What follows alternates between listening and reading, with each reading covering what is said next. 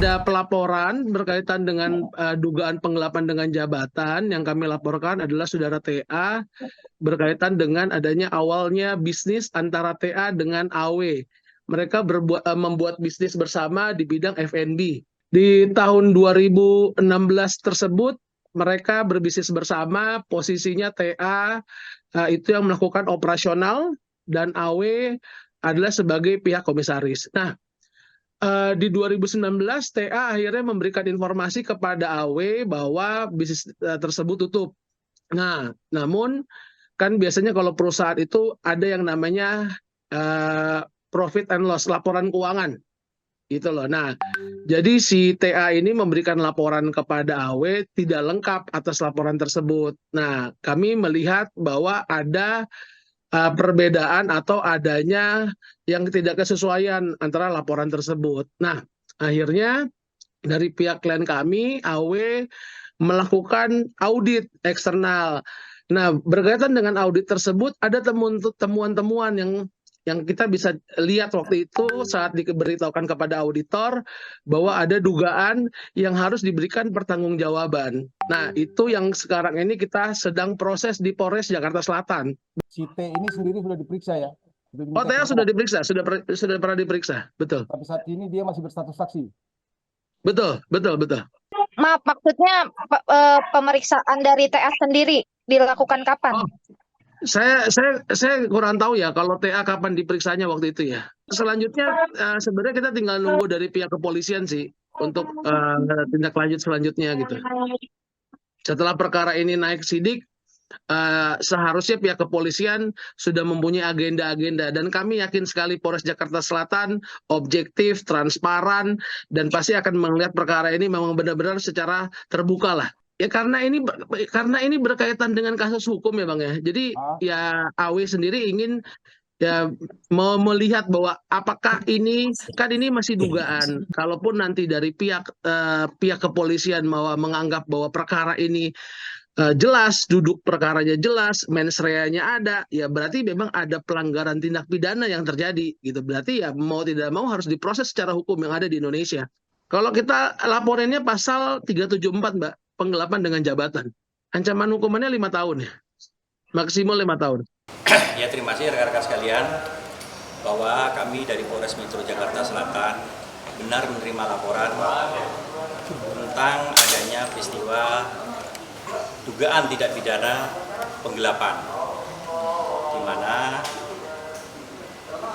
dalam hal ini sebagai terlapor saudara inisial T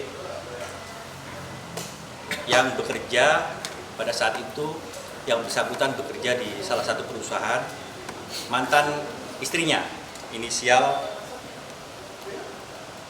AW. Jadi sejauh ini untuk prosesnya pada saat ini sudah masuk proses penyidikan, di mana berdasarkan 2 alat bukti yang sah, kami tingkatkan dari proses penyelidikan ke proses penyidikan. Adapun saksi yang sudah kami periksa sebanyak 5 orang saksi, ditambah juga kami mendapatkan hasil audit eksternal dari keuangan. Mungkin itu aja yang kami sampaikan. Untuk prosesnya masih berjalan. Laporannya udah lama ini, di tahun 2022, tanggal 23 Juli tahun 2022. Dan kejadiannya kapan Pak? Kejadiannya sebelum tanggal 22 itu.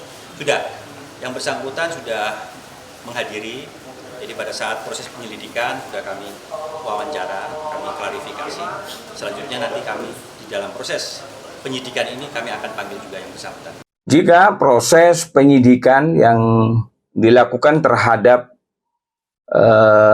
kasus dugaan penggelapan dalam jabatan oleh saudara T yang dilakukan oleh Polres Metro Jakarta Selatan ya, dari laporan saudari W ya, jika penyidikan itu telah menemukan 2 alat bukti yang cukup ya, dan polisi merasa sudah siap untuk melimpahkan berkas ke tahap berikutnya yang kemudian akan dilimpahkan kepada kejaksaan ya, maka saudara T saat ini terancam terjerat di pasal 374 KUHP yang mana ancaman hukumannya adalah maksimal 5 tahun penjara. Ya itu udah terpuruk, kita berusaha bangun, berjalan lagi, melangkah lagi sampai akhirnya aku bisa bilang sekarang aku ready to blossom gitu. Dan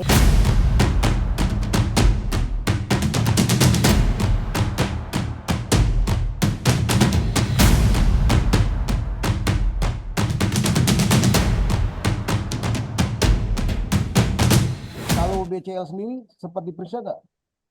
Oh, ini kan nggak ada berkaitan dengan BCL ya, teman-teman, gitu loh. Memang ini kan berkaitan antara TA sama AW, gitu loh. Oke. Jadi memang Terus nggak ada kaitannya dengan BCL. Teman-teman, sebelumnya saya bukan lawyer yang handling kasus divorce perceraiannya AW dan TA. Jadi saya tidak bisa menjawab tentang itu. Mohon maaf. Tapi bisa diluruskan aja bahwa itu salah satu penyebabnya begitu Bang ya. Karena kan Saya pernah konfirmasi tidak berkaitan dengan itu. kalau membuka hati atau tidak mungkin tergantung dari bagaimana approach dari orang yang datang ke akunya sendiri.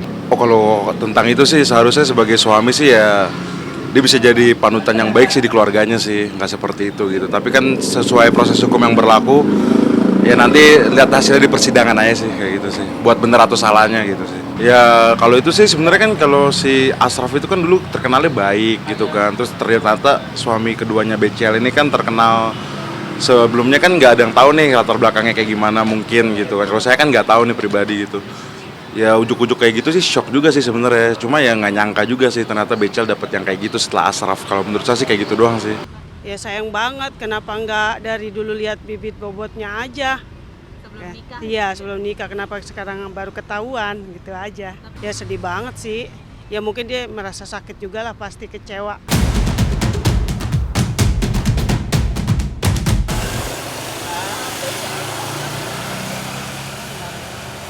Nggak ada. Dia ke luar negeri apa ya? Atau oh, dari kapan nggak ada? Sudah nggak ada. Oh, Pas saya masuk shift pagi. sip. Oh, tapi kemarin ada. Karena saya kurang tahu juga. Katanya libur waktu itu. Oh, kemarin libur. Oh, jadi kosong ya Pak ya? Di itu kosong saya libur ya. Noah juga nggak ada di rumah. Ada. Oh, berarti pergi sama Noah. Ya, makasih. Saya kurang tahu juga ada baru masuk. Oke, siap. Makasih ya Pak ya. Maaf ya Pak.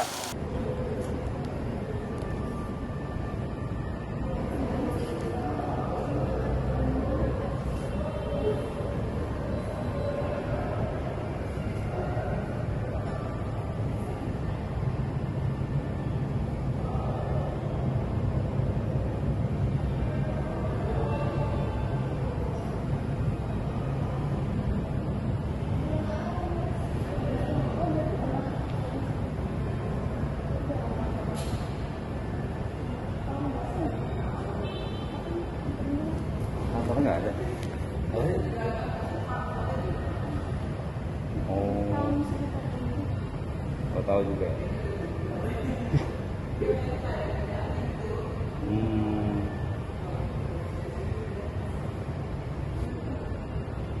Ya udah.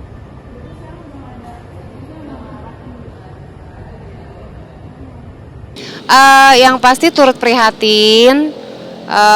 Semoga nggak terjadi apa-apa.